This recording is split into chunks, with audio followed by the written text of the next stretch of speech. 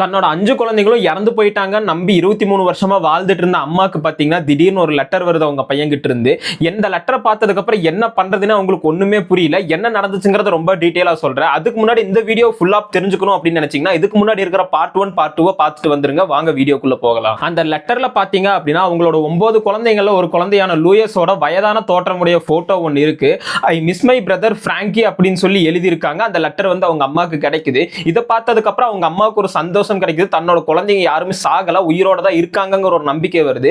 அதை வச்சுட்டு ஒரு பிரைவேட் டிடெக்டிவ் வச்சு அந்த குழந்தைகளை தேட ஆரம்பிக்கிறாங்க. அப்படி தேடியும் பாத்தீங்க அப்படின்னா அந்த டிடெக்டிவும் காணாம போகிறாங்க. உண்மையாலே என்னதான் நடந்துச்சு அப்படின்னு சொல்லி பாத்தீங்க அப்படின்னா ஜார்ஜ் பாத்தீங்க அப்படின்னா இந்த 5 குழந்தைங்களோட அப்பா பாத்தீங்க அப்படின்னா இத்தாலி நாட்டை சேர்ந்தவர். அவர் பாத்தீங்க அப்படின்னா அங்க ஒரு நாட்டு பிரச்சனைக்காக போராட்டம் பண்ணி இருந்திருக்காரு. அப்படி அந்த போராட்டம் பண்ணும்போது அந்த போராட்டத்தில் நிறைய சம்பவம் பிரச்சனைகள் நடந்திருக்கு. அதுக்கப்புறம் பாத்தீங்கன்னா அங்கிருந்து அமெரிக்காவுக்கு வந்துட்டாங்க.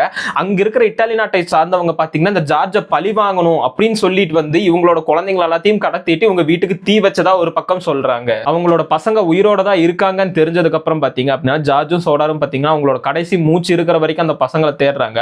அவங்க என்னதான் தேடி அந்த பசங்க கடைசி வரைக்கும் கிடைக்கல. கடைசியில பாத்தீங்கன்னா 1989 சோடார் இறந்து போறாங்க.